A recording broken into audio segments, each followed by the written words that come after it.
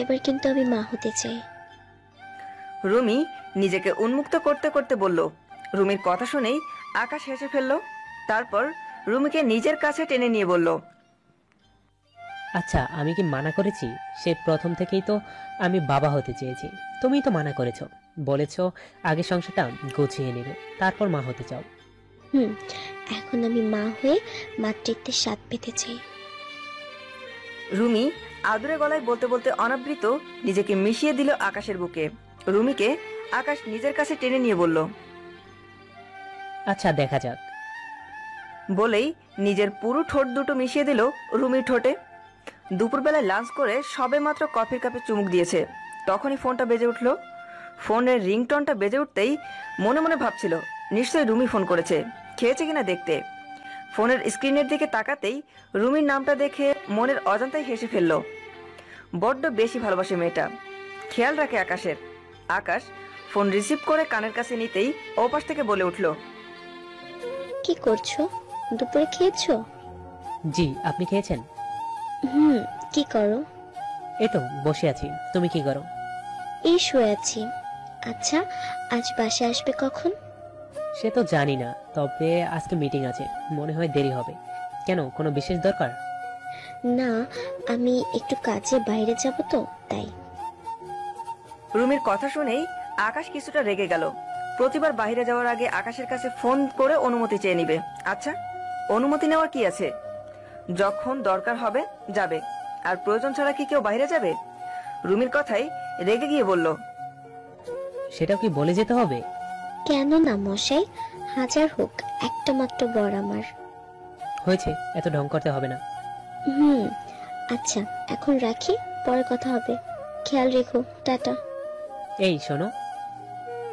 যা, কিছু বলার আগেই কেটে দিল। ভীষণ রাগ হলো রুমির উপর।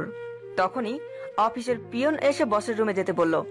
আকাশ ফোন রেখে বসের রুমের দিকে পা বাড়ালো। আকাশ বসের রুম থেকে বেরিয়ে এসে অনেক খুশি হলো। যাক, আজকে তাহলে বেশ তাড়াতাড়ি বাসা যেতে পারবে। একবার রুমিকে ফোন করে জানিয়ে দেবে ভেবেছিল, তবে পরক্ষণে ভাবলো রুমিকে একটা সারপ্রাইজ দেওয়া যাবে। কতদিন হলো একসাথে বাইরে ঘুরতে যাওয়া হয় না। আকাশ অফিস থেকে বের হতেই নীলিমা কোথা থেকে এসে বলল, আকাশ, আমাকে একটু লিফট দে না, গাড়ি পাচ্ছি না। গাড়ি পাচ্ছিস না সেটা না বলে বলা আমার সাথে যাওয়ার ইচ্ছে। বই গেছে তোর সাথে যাওয়ার জন্য, আর তুই যে বিবাহিত সেটা ভুলে যাবি না। তাই নাকি? তাই। আচ্ছা চল, তোর বাসায় নামিয়ে দেব। না, যাব না তোর সাথে। তাহলে ভালোই হলো, কিছুটা কষ্ট কম হবে। কথাগুলো বলেই গাড়ি টান দিল। বেশ কিছুটা দূর গিয়ে লুকিং গ্লাসে তাকিয়ে দেখে বেশ অভিমান করে যেন আকাশের দিকে তাকিয়ে আছে। নীলিমা শুধু একজন কলিগ নয়, ভালো বন্ধুও বটে। আবার গাড়ি ব্যাক করে আসলো। আকাশ নীলিমার দিকে তাকিয়ে বলল, যাবি নাকি আমি তোর সাথে এসে দাঁড়াবো? পেতনির মতো গাল ফুলিয়ে আসিস যে। কি? আমি পেতনি? আগে গাড়িতে ওঠ, দেরি হয়ে যাচ্ছে। নীলিমা কিছু না বলে চুপচাপ গাড়িতে এসে বসলো। রাস্তায় অনেক গল্প করতে করতে দুজনে নীলিমাদের বাসার সামনে এসে দাঁড়ালো। আকাশকে চা খেয়ে যাওয়ার কথা বললে অন্যদিন বলে চলে যায় আকাশ। উফ, এত জ্যাম, কখন যে সারবে। নীলিমাকে বাসায় দিয়ে অন্য রাস্তা দিয়ে আসতেই জ্যামে আটকা পড়ে যায়। মনে মনে ভীষণ বিরক্ত হয়ে কথাগুলো বলতে থাকে এবং অন্যদিকে তাকাতেই মুহূর্তেই বুকের ভিতর কেউ যেন আঘাত করে বসলো। এমন কিছু দেখবে কল্পনা করতে পারেনি। রুমি অন্য একটা ছেলের সাথে বেশ জড়িয়ে ধরে বসে আছে। ছেলেটির হাত রুমির নিষিদ্ধ জায়গায় বারবার ঘোরাঘুরি করাচ্ছে। রুমি বেশ হাসি খুশি ভাবেই তা মেনে নিচ্ছে। আকাশ প্রথম ভেবেছিল ভুল কিছু দেখছে, তবে আকাশ ভুল না, যা দেখছে তা সত্যি। রুমির দিকে তাকিয়ে থাকলেও রুমি সেদিকে কোনো খেয়ালই করলো না। রুমির খেয়াল ওই ছেলেটার দিকে। সে ছেলেটির সাথে মজে আছে। আকাশ ফোন বের করে রুমির নাম্বারে কল দিলে বেশ কিছুক্ষণ পর কল রিসিভ করলো।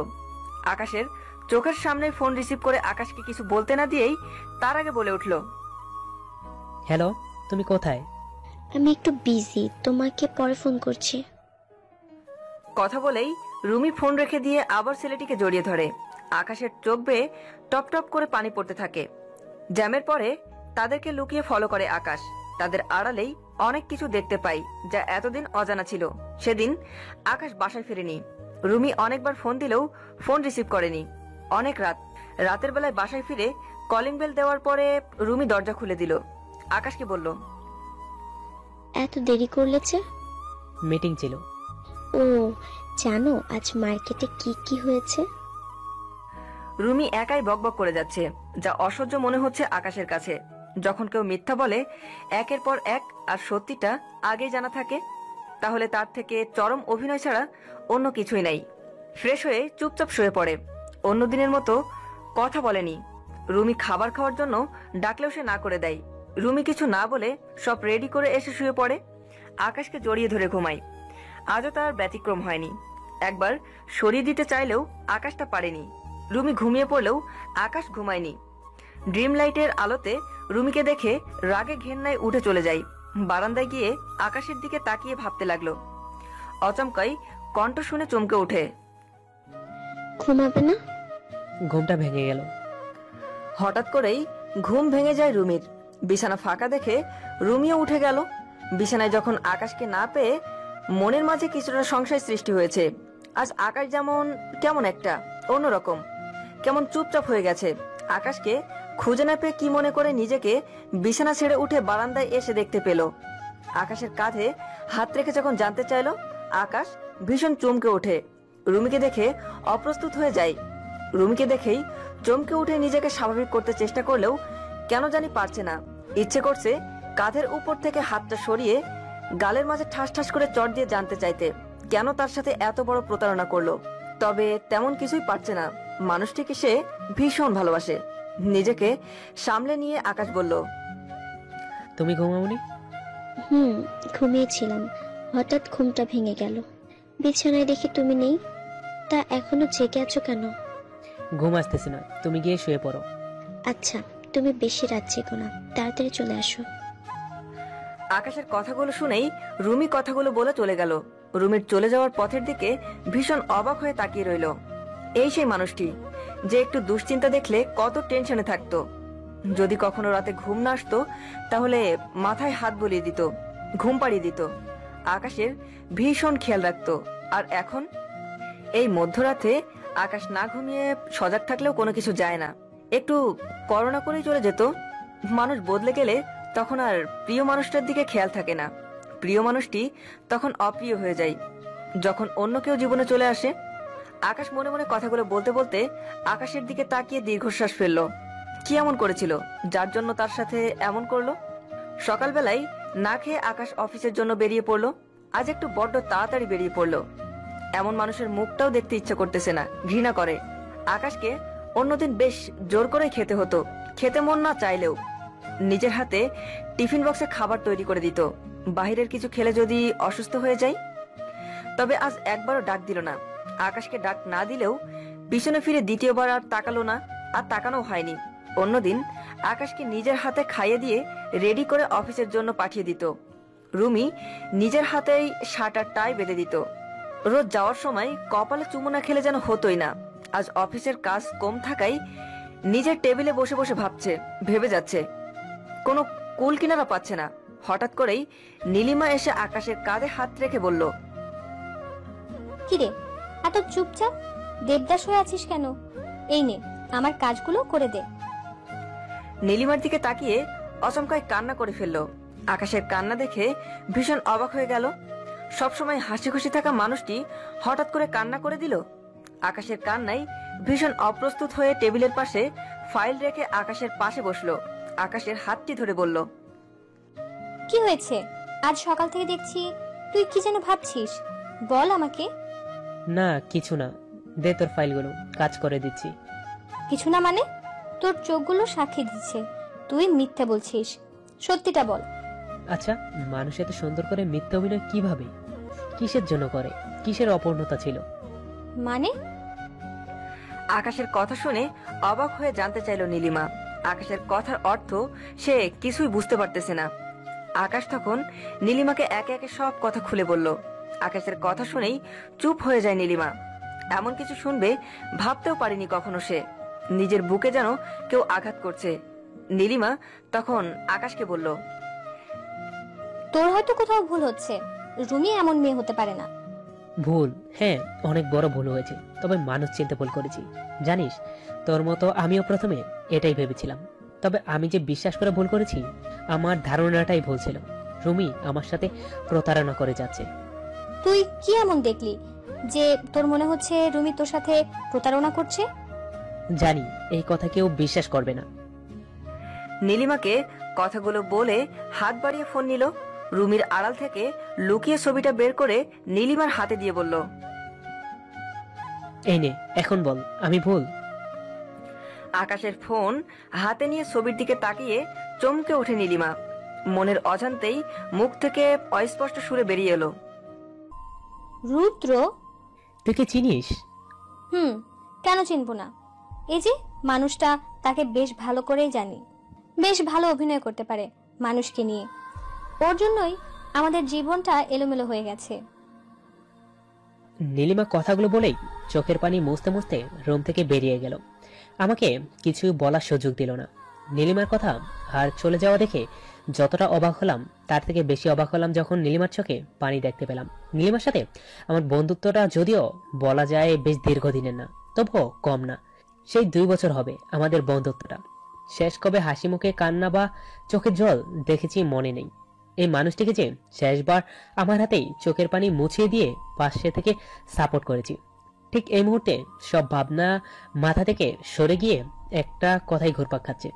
এই ছবি দেখে কেন নীলিমা কান্না করলো? রুমির কথাও যেন মুহূর্তের মধ্যেই ভুলে গেলাম। কথায় আছে, মানুষ নিজে হাজার দুঃখ রেখেও অন্যের দুঃখ দেখার জন্য উৎসাহ খুঁজে পায়। নিজের দুঃখ কষ্ট রেখে অন্যটা দেখতে চেষ্টা করে। আমার বেলায়ও তার ব্যতিক্রম হয়নি। নীলিমা চলে যাওয়ার ঠিক কত পর বাস্তবে ফিরে আসলাম জানি না। ধীরে সুস্থে উঠে নীলিমার রুমের দিকে পা বাড়ালাম। নীলিমার রুমের সামনে গিয়ে চমকে উঠি যখন বাইরে লক করা। তাহলে কি নীলিমা বাইরে লক করে ভিতরে বসে আছে? না, মনের ভাবনা থেকে বেরিয়ে যখন দেখি বাইরে লক করা, তখন পাশে থাকা অফিসের পিয়নকে বললাম, নীলিমা ম্যাডামের দরজা লক করা কেন? নীলিমা ম্যাডাম কোথায়? স্যার, নীলিমা ম্যাডাম অসুস্থ, তাই ছুটি নিয়ে বাসায় চলে গেলেন। তবে কি? আপনার রুম থেকে চোখ মুছতে মুছতে কান্না করে বেরিয়ে গেল। পিয়নের কথা শুনে থমকে গেলাম, যেন মাটি থেকে পা সরাতে পারছি না। চারদিকটা কেমন ঘুরছে, কিছুই বুঝতে পারছিলাম না। হঠাৎ করেই যেন সবকিছু অন্ধকার আর সাজানো গোছানো সবকিছু এলোমেলো হয়ে যাচ্ছে। স্যার? কিছু বলবে? স্যার, আপনাকে বড় স্যার দেখা করতে বলেছেন। তখন নীলিমা ম্যাডাম কান্না করে বের হতে দেখে কিছু বলতে সাহস পায়নি।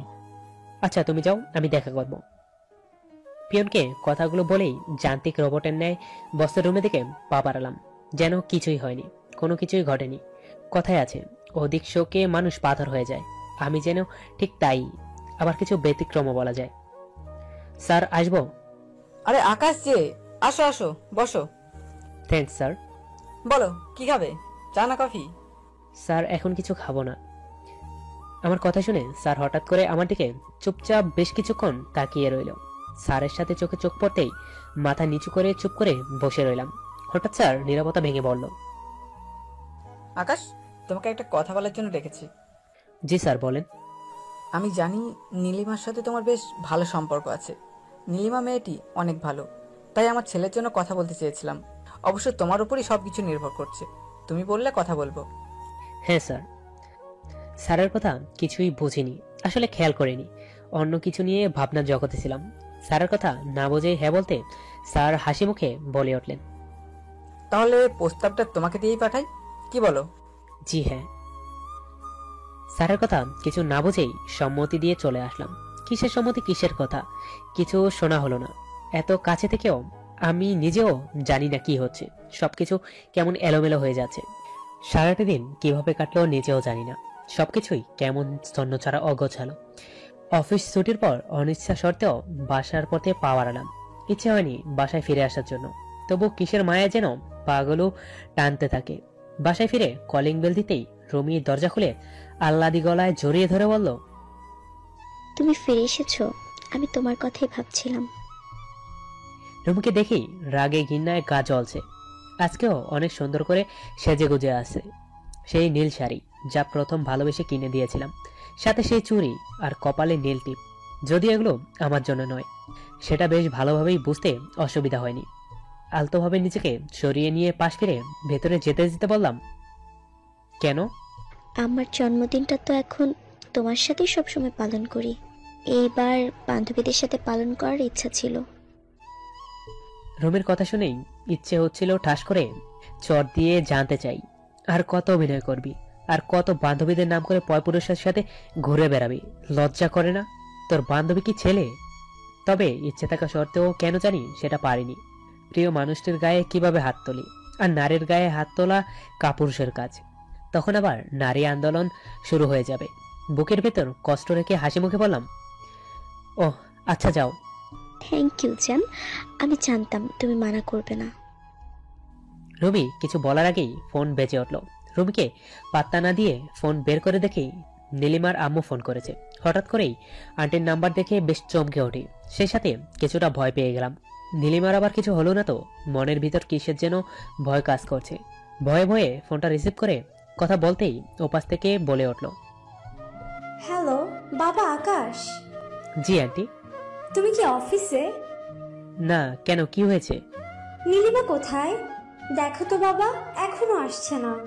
অসুস্থ শরীর নিয়ে অফিসে গেল। কত মানা করলাম, আর এইদিকে মেয়েটাও পাগলামি শুরু করেছে। আন্টি, নীলিমা তো সকালবেলা ছুটি নিয়ে বাসায় চলে গেল। বাবা তুমি একটু খোঁজ নাও না, এতে রাতে কোথায় খুঁজবো, জানি না কোথায় আছে। আন্টি আমি দেখছি।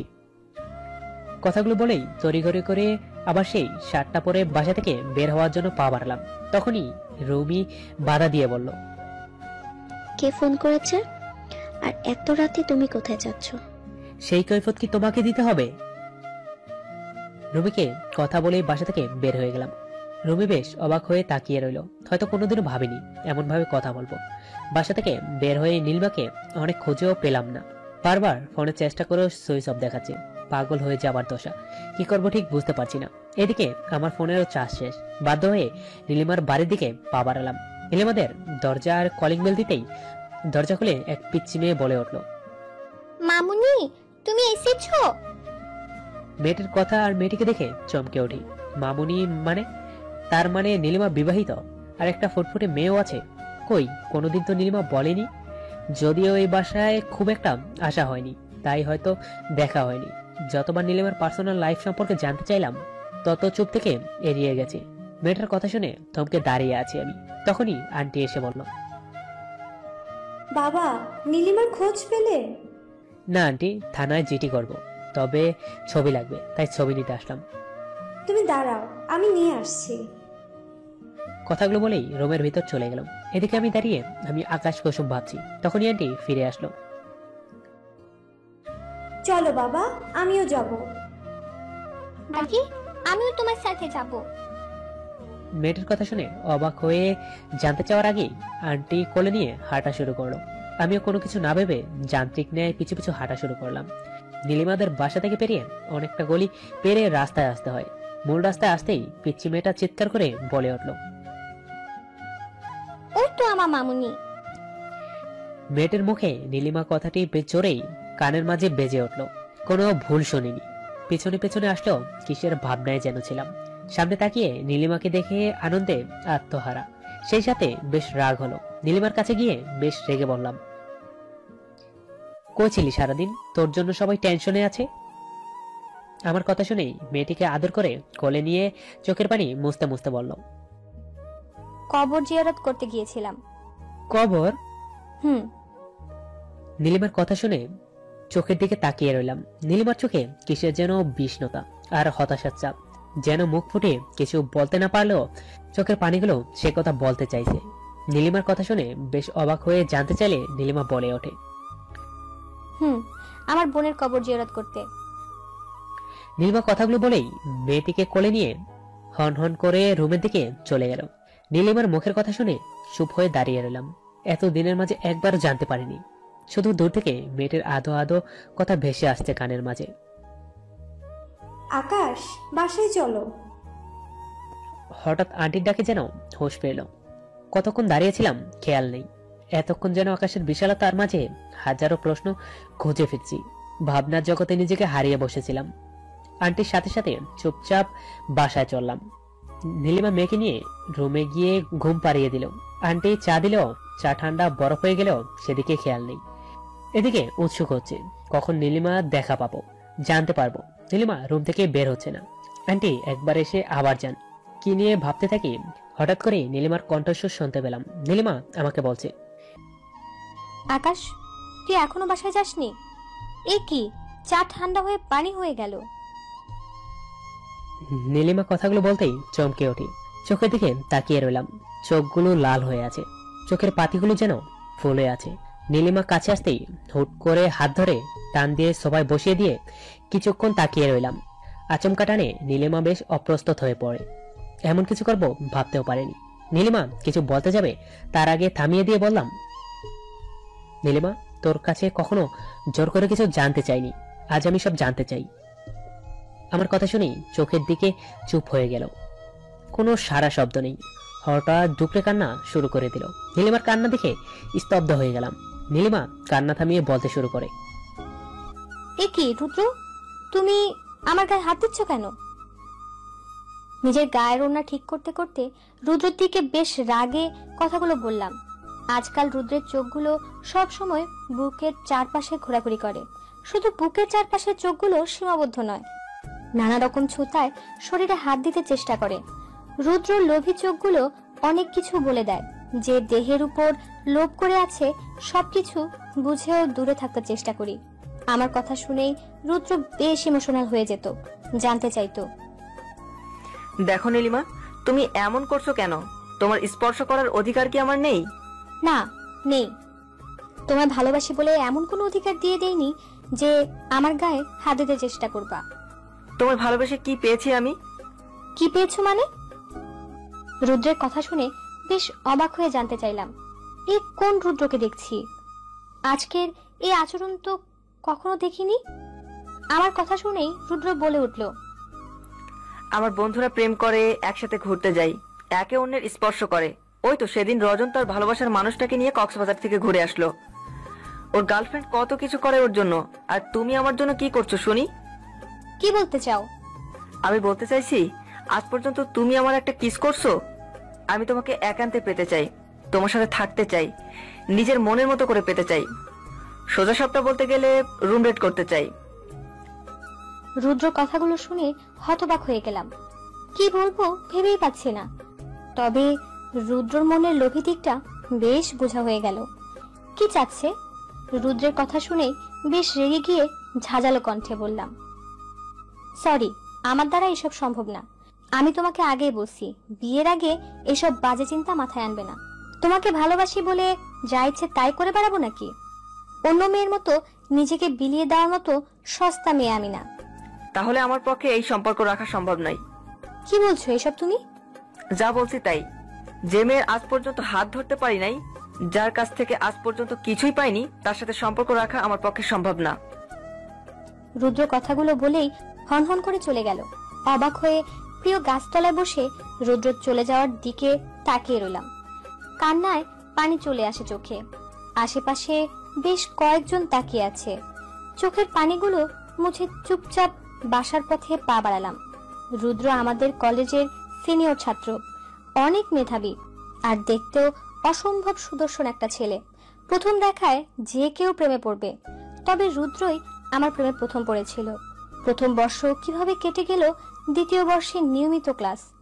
অনুষ্ঠানে উপস্থিত হতে শুরু করি, তখনই রুদ্রের সাথে পরিচয় হয়। সেই পরিচয় থেকে ভালোবাসায় রূপ নেয়। রুদ্র যখন ভালোবাসার কথা বলে, তখন প্রথমে না করলেও পরে বান্ধবীদের কথায় রাজি হয়ে যাই। সেই থেকে দুজন দুজনকে ভালোবাসি, যা আজ 1 বছর হতে চলল। তবে এখন দুজন দুজনকে না, আমি একাই যেন ভালোবাসি। কেননা রুদ্র এখন আমাকে দেহের জন্য ভালোবাসে, যা তার কথায় স্পষ্ট ফুটে ওঠে। প্রায় তার কোন বন্ধু কোথায় তার ভালোবাসার মানুষকে নিয়ে গেল, কি করলো সেটা বলতে চেষ্টা করে। যদিও এড়িয়ে যায়, তবে শরীরে হাত দেওয়ার চেষ্টা করে, জনশূন্য স্থানে নিয়ে যেতে চেষ্টা করে। না, এই সম্পর্ক আর রাখবো না, তার থেকে নিজেকে মুক্ত করে নেওয়াটাই ভালো হবে। চোখের পানিগুলো মুছে নিজেকে বলতে থাকি, সেই কবে থেকেই দোটানায় যখন রুদ্রের আচরণ পরিবর্তন হতে থাকে। আপু কি করছিস? হঠাৎ করে নীলার ডাক শুনে চমকে ওঠে। নীলার ডাকে চোখের পানিগুলো মুছে ফিরে তাকায়। এই অসময় তো স্কুল থেকে ফিরে আসার কথা না? নীলা আমার ছোট বোন, তবে ছোট বোন হলেও অনেক ভালো বন্ধুও। নীলার কথা শুনে ওর দিকে ফিরে তাকিয়ে বললাম, কিছু না, তুই এত তাড়াতাড়ি স্কুল থেকে ফিরে আসছিস যে? আজ স্কুল তাড়াতাড়ি ছুটি দিয়ে দিয়েছে তাই। জানিস আপু আজ কি হয়েছে? তারপর এক গাদা ফিরিস্তি বলতে শুরু করলো। নীলার কথা শেষ হতে চায় না। নীলা একবার কথা বলতে শুরু করলে থামতে চায় না যেন। হঠাৎ নীলার হাতে একটা ঘড়ি দেখে চমকে উঠি। খুব চেনা মনে হচ্ছে। ঘড়ি দেখেই আত্মাটা যেন শুকিয়ে গেল। নীলার দিকে তাকিয়ে বেশ ভয়ে ভয়ে জানতে চাইলাম, এই ঘড়ি তুই কোথায় পেয়েছিস? এক বন্ধু দিয়েছে, অনেক সুন্দর তাই না? নীলা কথাগুলো বলেই এক রহস্যময় হাসি দিয়ে চলে গেল। নীলার হাসি দেখে বুকটা কেঁপে উঠল। তাহলে কি নীলার সাথে রুদ্রর? এমনটা কখনোই হতে পারে না। রুদ্রর সাথে কিভাবে নীলার সম্পর্ক হবে? এমন ঘড়ি তো রুদ্র কিনেছিল তার কাজিনকে দিবে বলে। তাহলে কি নীলা সেই কাজিন? না, এমনটা কখনোই হতে পারে না। কি বাজে ভাবছি। নিজেকে নিজে শাসন করতে থাকি। তখনই ফোনের কল বেজে ওঠে। চোখ মুছে নিজেকে শান্ত করে ফোনের স্ক্রিনের দিকে তাকিয়ে দেখি রুদ্র ফোন করেছে। মনের অনিচ্ছা সত্ত্বেও ফোন রিসিভ করে বলে উঠি, কি হয়েছে? কেন ফোন করেছো? তোমাকে আজ থেকে মুক্ত করে দিলাম। সরি ইয়ার, আমার ভুল হয়েছে, আর কখনো হবে না। রুদ্র ফোন করে অনেক অনুনয় করতে থাকে, অনেকবার ক্ষমা চায়, আর এমন করবে না। শেষ পর্যন্ত থাকতে না পেরে ক্ষমা করে দিলাম। ফোন রেখে নিজেকে নিজে বললাম, ছি, রুদ্র এত ভালোবাসে আর আমি কি না রুদ্রকে নিয়ে বাজে চিন্তা করছি। নিজে নিজেকে অনেক বোঝালাম। আম্মুর ডাক শুনে খাবার টেবিলে চলে গেলাম। সেখানে নীলাকে না পেয়ে জানতে চাইলে বলল পরে আসবে। অনেক ক্ষুধা থাকায় গোগ্রাসে খেয়ে নিলাম। মাত্র খেয়ে টিভি দেখতে বসবো তখনই নিশিতা আপুর বর ফোন করলো। নিশিতা আপুর শরীরের অবস্থা খুব একটা ভালো না, তাড়াতাড়ি হাসপাতালে যাওয়ার জন্য বলল। আপুকে নিয়ে হাসপাতালে এসেছি। খবর শুনেই ছুটে গেলাম হাসপাতালে। নিশিতা আপু সন্তানের মা হতে চলেছে। কতবার বলেছি আমাদের বাসায় চলে আসতে, শুধু তার বরের কষ্ট হবে বলে আসেনি। তার বরের অফিস বেশি দূরে হয়ে যাবে বলে আসেনি। তবে নিশিতা আপু অনেক খেয়াল রেখেছে। নিশিতা আপু যদিও আপন বোন না, তবে ছোটবেলা থেকে আপন বড় বোন হিসেবে জানি। সেই ছোটবেলায় চাচিকে হারিয়ে আম্মুর কাছে মানুষ। নীলাকে বাসায় রেখে আম্মু আর আমি চলে গেলাম। গিয়ে দেখি আপু অপারেশন টেবিলে আর আপুর বর বাহিরে পায়চারি করছে। অনেক রাগ হলো, আগে কেন বলনি? আপুর অসুস্থতায় হুঁশ ছিল না, কি করবে তাই। বেশ ভালোভাবেই অপারেশন হলো। আপুর একটা মেয়ে হয়েছে। আপু ও মেয়ে দুজনেই ভালো আছে। আজ সবাই অনেক খুশি। নীলা বাসায় একা, তাই আম্মুকে পাঠিয়ে দিলাম। আপুর বাবুকে কোলে নিয়ে বললাম, কি বলেছিলাম না, মেয়ে হলে আমি পালন করব, এখন কিন্তু না করতে পারবে না। রেখো, বাসায় কাজের মেয়ে হিসেবে থেকে যাও না। একজন মানুষ তো আর স্ত্রী দেখাশোনা করার প্রয়োজন। তুমি না হয় থেকে গেলে। কি? কথাগুলো বলেই দুলাভাই আর আপু হাসতে শুরু করলো। তাদের হাসি দেখে রাগ হচ্ছে। তখন আপু হাসি থামিয়ে বলল, রাখিস, তোর মেয়ে হিসেবেই মেয়েকে বড় করিস। আমার মেয়ে না তো কি তোর মেয়ে? ওরে আমার বাবুটা, ক্ষুধা লেগেছে বুঝি? বাপ্পা এত দরদ? আমার কথা শুনে আপু হাসতে হাসতে বলল, দুলাভাই তো মহা খুশি, মেয়ে হয়েছে। অনেক দিনের চাওয়া মেয়ে হবে। বাবুকে আপুর কোলে দিয়ে বারান্দায় চলে গেলাম ফোন করে রুদ্রকে খুশি সংবাদটা দিতে। রুদ্রকে বেশ কয়েকবার ফোন করতেই ওপাশ থেকে রিসিভ করে বলল, বলো। জানো আপুর মেয়ে হয়েছে। তাই নাকি? সে তো খুশির সংবাদ। তো আমি কবে পাবো? মানে? তুমি বুঝো না? বলছি আমার মনের মতো করে তোমাকে পাবো কবে। এইসব কি বলছো তুমি? বলছি তোমাকে একটু একান্তে আদর করতে চাই, তোমার ওই ঠোঁটগুলোকে। ফোন রাখ, একদম বাজে কথা বলবি না। রুদ্রের কথা শুনে রাগ উঠে গেল। এত নিচে আর বাজে কথা বলতে পারলো? তখনই পাশ থেকে কোনো মহিলার কণ্ঠে বলে উঠল, জান কে ফোন করছে? আর বলো না, বন্ধু ফোন করছে। তখনও ফোনের লাইন কাটেনি। রুদ্রের কথাগুলো স্পষ্ট শুনতে পেলাম। চোখের পানিগুলো টলমল করতে লাগলো। তখনই ভাইয়া ডাক দিল আপুর কাছে যেতে। ওষুধ আর খাবার আনতে ভাইয়া বাহিরে যাবে। চোখের পানিগুলো মুছে রুমের ভেতরে চলে গেলাম। ভাইয়া চলে যেতেই নিশিতা আপু আমার দিকে তাকিয়ে বলল, কান্না কেন করেছিস? কই না তো।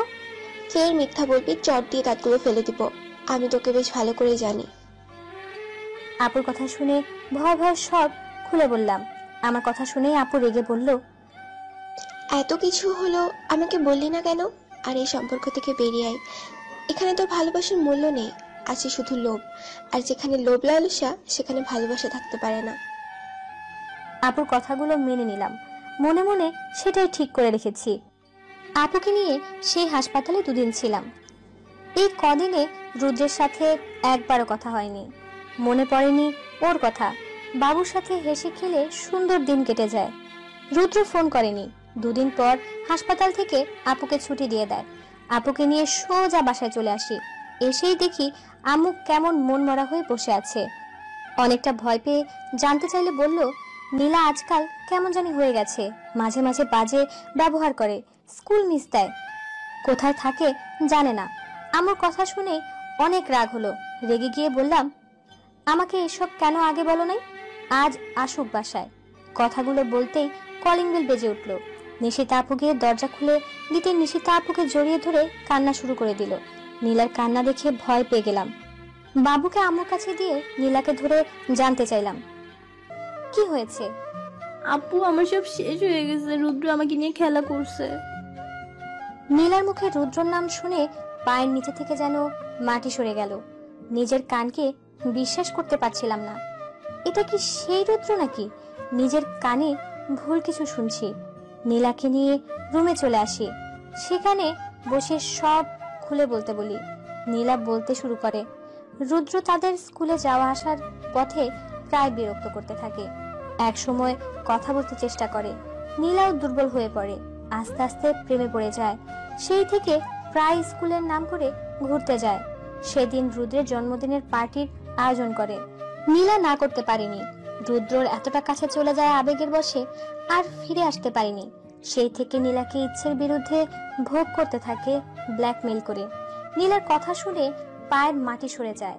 নীলার কথায় বুঝতে অসুবিধা হয়নি কোন রুদ্রর কথা বলছে। আমার মাথায় আকাশ ভেঙে পড়ে। রুদ্র এতটা নিচে, আর আমার বোনের সাথে, ছি, ভাবতেও পারছি না। হঠাৎ করে নীলার গালে চড় দিয়ে বলি, তুই আমাকে কেন এসব আগে বলিসনি? নীলা নিঃশব্দে কাঁদতে থাকে। রাগের মাথায় উঠে চলে যায়। বেশ কয়েকবার রুদ্রকে ফোন করেছি পাওয়ার জন্য, কেন এমন করছে জানতে চাওয়ার জন্য। তবে প্রতিবারই ফোনের সুইচ অফ। হঠাৎ করে ঈশিতা আপু চিৎকার করে বলতে থাকে, নীলা দরজা খোল। ডাক শুনে হৃদয়টা কেঁপে ওঠে। সেদিন আর নীলাকে বাঁচাতে পারিনি। সিলিং ফ্যানের সাথে নিজেকে ঝুলিয়ে দেয়। নীলার ফোনে ছিল রুদ্রের শেষ মেসেজ। কি কাল সকালে আসবে নাকি ভিডিওটা ছেড়ে দিব, যেন তোমার ওই সুন্দর শরীরটা সবার চোখের সামনে দেখতে পাই? কথাগুলো বলেই নীলিমা কান্না করতে শুরু করে। নীলিমার কান্না দেখে চুপ হয়ে গেলাম। কি বলবো ভেবে পাচ্ছি না। কোন রকম নিজেকে সামলে নিয়ে বললাম, পুলিশ কিছু বলেনি? হ্যাঁ, গিয়েছিলাম। রুদ্র একটা প্লে বয়, মেয়েদের শরীর নিয়ে খেলা করে। বড়লোক বাবার একমাত্র ছেলে হওয়ায় কিছুই হয়নি, মুক্তি পেয়ে যায়। তবে অনেক চেষ্টা করেছি বদলা নিতে, পারিনি। তাহলে এই মেয়ে? নিশিতা আপুর এক দুর্ঘটনায় আপু আর ভাইয়ার চিরকালের জন্য চলে গেলেও রেখে যায় খুশিকে। সেই থেকে খুশি আমার মেয়ে। নীলিমার কথাগুলো চুপচাপ শুনে গেলাম। এই মানুষটির সাথে এত বছর থাকলেও একবারও জানতে পারেনি বুকের ভেতর কি আগলে রেখেছে, কখনো জানতে দেয়নি। চুপচাপ রুম থেকে বের হয়ে আসি। বাসায় ফিরে আসলে রুমেই জানতে চাইলো কোথায় ছিলাম এত রাত অবধি। কোনো কথা বলতে ইচ্ছে হয়নি, তাই কিছু না বলে গিয়ে চুপ করে শুয়ে পড়ে। বেশ কদিন চলে যায়। রুমি প্রায় ফোনে যেন লুকিয়ে লুকিয়ে কথা বলতে থাকে, তবে বুঝতে অসুবিধা হয়নি কার সাথে বলছে। কয়েকবার জানতে চাইলেও এড়িয়ে যায়। একদিন নীলিমা বলেছিল রুমিকে কার সাথে দেখেছে, তবে ছেলেটিকে দেখতে পায়নি। সেদিন নীলিমার প্রতি অনেক রাগ হলো। কেন এমন বাজে কথা বলবে? আমার বউ এমন হতে পারে না। নীলিমার সাথে কথা বলা বন্ধ করে দিলে নীলিমা সরি বলে, তবে সেদিন নীলিমার কথা বিশ্বাস করলে আজ এমন দিন দেখতে হতো না। সময় খুব দ্রুত চলে যায়। আমার সেই কাঙ্ক্ষিত দিনটিও চলে আসে। রুমি তার বান্ধবীর বাসার কথা বলে রুম থেকে বেরিয়ে গেল। সাথে সাথে আমিও বের হয়ে চলে গেলাম। রুদ্রের সাথে রুমে চলে গেল, আবার কাজ করে চলে আসে। রুদ্র শেষবারের মতো পৃথিবীটা দেখে নে, এনজয় করে যা।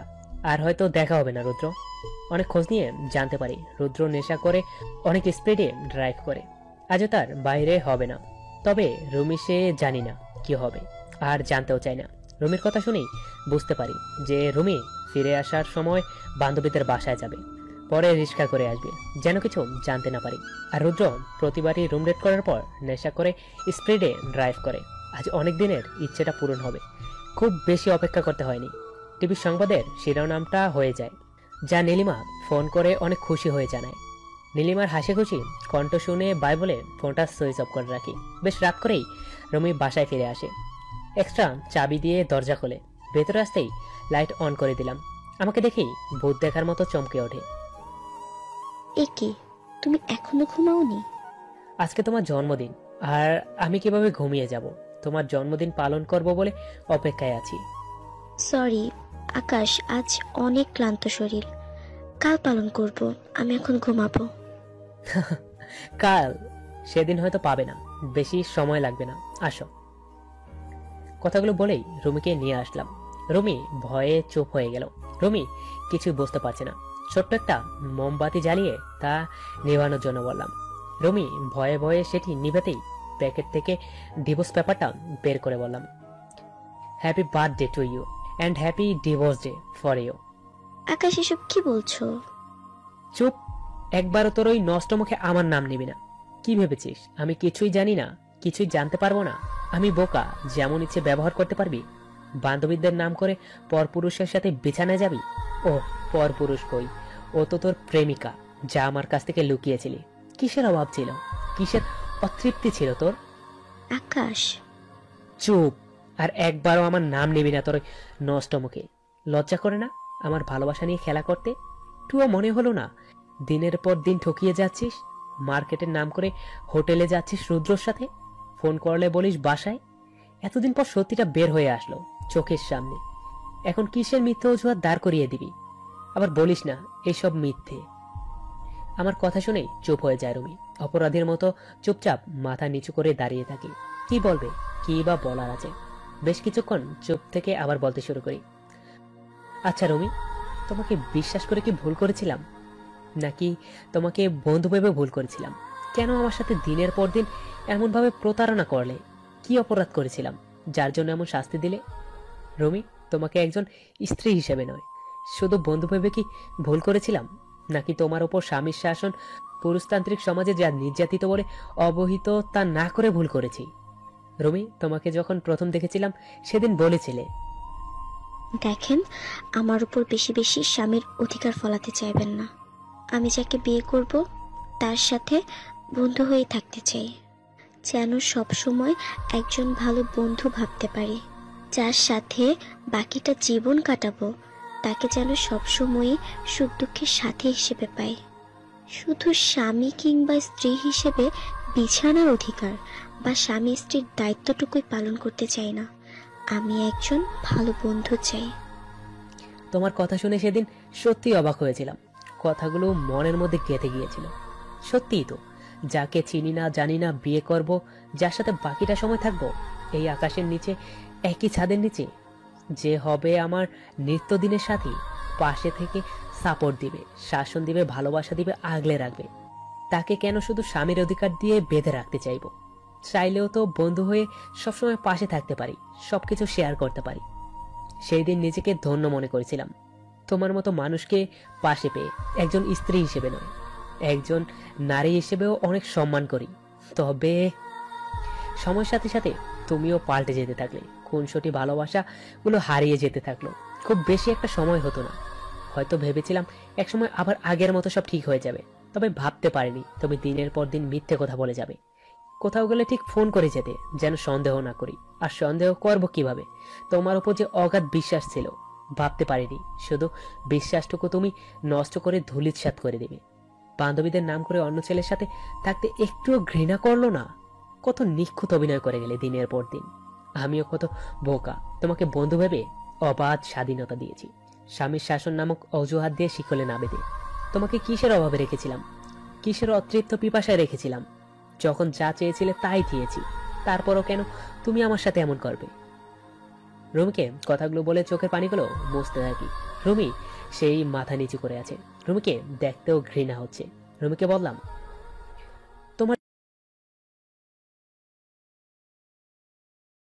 যায় না, কি বিশ্বাস আছে যে আমার সাথে আবার প্রতারণা করবে না? আকাশ, কি বলবে? তোমার ভুল হয়েছে। আচ্ছা, একজন মানুষ কতবার ভুল করলে ক্ষমা করে দিব? তোমাকে বেশ কয়েকবার জিজ্ঞেস করেছিলাম, তুমি ঠিক মিথ্যে অভিনয় করে এড়িয়ে গেছো। সেই দিনও তো সত্যিটা বলতে পারতে। তোমার শরীরে হয়তো আঘাত করতে পারতাম, তবে এতটা কাপুরুষ আমি নই, তাই চিরদিনের জন্য মুক্তি করে দিলাম। সরি, আমার পক্ষে তোমাকে গ্রহণ করা সম্ভব না। তুমি তোমার মতো থাকো, সুখে থাকো। রুমিকে কথাগুলো বলেই রুম থেকে ব্যাগ নিয়ে বেরিয়ে পড়ি, চোখের অশ্রুগুলো মুছতে মুছতে। সব থেকে বেশি আঘাত প্রিয় মানুষগুলোই করে, যাদের বুকে ঠিক মাঝখানে জায়গা দেওয়া হয়। রুমি বেশ কয়েকবার চিৎকার করে ডাকতে থাকে, তবে কাউকে করুণা করে ভালোবাসতে চায় না। দূরে থাকাটাই ভালো, হয়তো সারা জীবন একসাথে থাকতে পারবো। রুমিকে আর কখনো বিশ্বাস করতে পারবো না, কখনোই ভালোবাসতে পারবো না। সে অনেক আগেই হারিয়ে গেছে। হয়তো ভালোবাসা হারিয়ে গেলে ফিরে পাওয়া যায়, তবে বিশ্বাস একবার নষ্ট হয়ে গেলে তা আর ফিরে পাওয়া যায় না। কেউ ইচ্ছে করে দূরে গেলে তাকে কখনো ফিরে পাওয়া যায় না। একটা ছোট স্বপ্ন ছিল, একটা ছোট সংসার। সেই সংসারে আলোকিত করে একটা ছোট্ট মেয়ে আসবে, যাকে ঘিরে দুজনের খুনসুটি ভালোবাসাগুলো গড়ে উঠবে। অনেকগুলো স্বপ্ন, যেখানে দুজনে মিলে গর্ব। আবার বাবুর মুখের দিকে তাকিয়ে সব ভুলে যাব। তবে কিছু স্বপ্ন যে কখনো পূরণ হয় না, পূর্ণতা পায় না, ধরাছোঁয়ার বাইরেই থেকে যায়, অতৃপ্ত পিপাসা থেকে যায়। নীলিমার বিয়েও ঠিক, নিজের হাতেই সবকিছুর আয়োজন করেছি। হ্যাঁ, আজ সন্ধ্যায়। তবে ইচ্ছে করেই যায়নি, অনেক দূর হারিয়ে যাব, যেখানে নিজের মতো করেই বাঁচব। স্যারের ছেলের সাথে বিয়ে ঠিক হলেও মেয়েটা চোখে স্পষ্টত আমার জন্য ভালোবাসা ফুটে উঠেছে। যা মেয়েটির অশ্রুমাখা চোখগুলো সাক্ষী ছিল। তাই অনেকটা দূরে সরে যাচ্ছি, যেখানে কেউ চিনবে না, জানবে না, এক বুক অতৃপ্ত পিপাসা নিয়ে। তোর কাছে যা যা আছে সব বের কর। হঠাৎ করেই বেশ কয়েকজন এসে ছুরি হাতে দাঁড়িয়ে বলল। অচেনায় পাড়ি দেওয়ার জন্য যখন মাঝরাতে রেল স্টেশনে চলে আসি, তখনই চারদিকে জনশূন্য, কেউ নেই, কাউকে দেখতে পাইনি। চারদিকে তাকিয়ে এক কোণে বসে কথাগুলো ভাবতে থাকি। তখনই এসে বলল। তাদের কথা শুনে ভাবনাগুলো হারিয়ে গেল। কথা না বাড়িয়ে একে একে সব দিয়ে দিলাম। কি হবে এসব রেখে? আমার মায়ের শেষ স্মৃতি হিসেবে রেখে যাওয়া গলার চেনটাও উঠে আসে। সব দিলেও এটা দিতে অস্বীকার করে বসি। তখনই একজন বলে ওঠে, দিবি না মানে? এই ধর। না, এটা দিব না। অনেক জোর করেই নিতে পারছে না।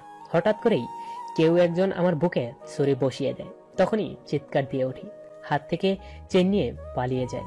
বুকের ভেতর থেকে যেন রক্ত বের হয়ে যাচ্ছে, তীব্র ব্যথা যেন বুক ছিঁড়ে বাইরে বের হয়ে যাচ্ছে। সবকিছু অন্ধকার দেখতে শুরু করি, চারদিক থেকে যেন অন্ধকার ধেয়ে আসছে। তার মাঝেই যেন কিসের অতৃপ্ত পিপাসা পেয়ে বসেছে। হাতছানি দিয়ে কেউ যেন ডাকতে থাকে। দূর আকাশ থেকে যেন আম্মু হাতছানি দিয়ে ডাকছে, আয় খোকা, চলে আয়। আজ যেন অনেক দিনের অতৃপ্ত পিপাসা পূরণ হতে যাচ্ছে। সব অতৃপ্ত পিপাসা পূর্ণতা না পেলেও মা ডাকার অতৃপ্ত পিপাসা পূর্ণতা পাবে। মায়ের কাছে ফিরে যাব সেই ছোট্ট খোকা হয়ে, যেখানে সবকিছু অপূর্ণতা থাকলেও, সবকিছু অতৃপ্ত পিপাসা থাকলেও আজ মা ডাক অতৃপ্ত পিপাসা মিটবে। আসছি বলেই হাতছানি দিয়ে সাড়া দিয়ে জানান দিলাম, অনেক ঘুম পাচ্ছে। সবকিছু কেমন বিদঘুটে অন্ধকার। কেন যেন ঘুমটা বড্ড বেশি পাচ্ছে। পানি খেতে বড্ড ইচ্ছে করছে, বড্ড বেশি পানি পিপাসা পেয়েছে। সব পানি খেয়ে ফেললেও অতৃপ্ত পিপাসা থেকেই যাবে।